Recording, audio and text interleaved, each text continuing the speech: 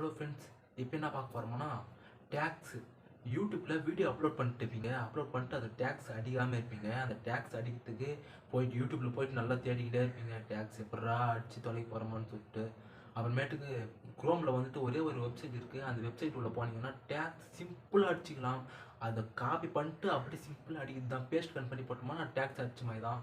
அந்த மாதிரி ஒரு சிம்பிளான வெப்சைட்டு நான் உங்களுக்கு தான் சொல்ல போகிறேன். எப்படின்னு நீங்களே பார்ப்பீங்க. வாங்க வீடியோக்குள்ள போகலாம். க்ரோம் ஆப்பை ஓப்பன் பண்ணிக்கோங்க. ஓப்பன் பண்ணிவிட்டு அப்புறம் சர்ச்சில் போயிட்டு ரெப்பைடு டேக்ஸ்ன்னு அடிங்க. அது முன்னாடியே காமிக்கும். ஃபஸ்ட்டு ஒரு வெப்சைட்டே தாங்க. அதை கிளிக் பண்ணிங்கன்னா நிறைய காமிக்கும்.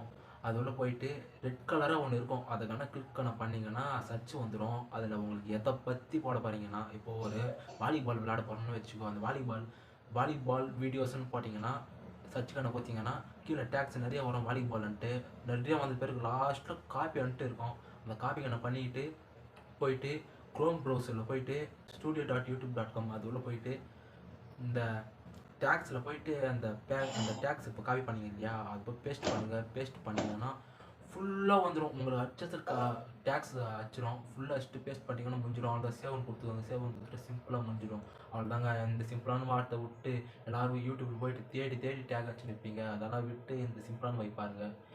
நம்ம என்னைக்கான முன்னேறலாம். வீடியோ பார்க்கலாம். Bye friends.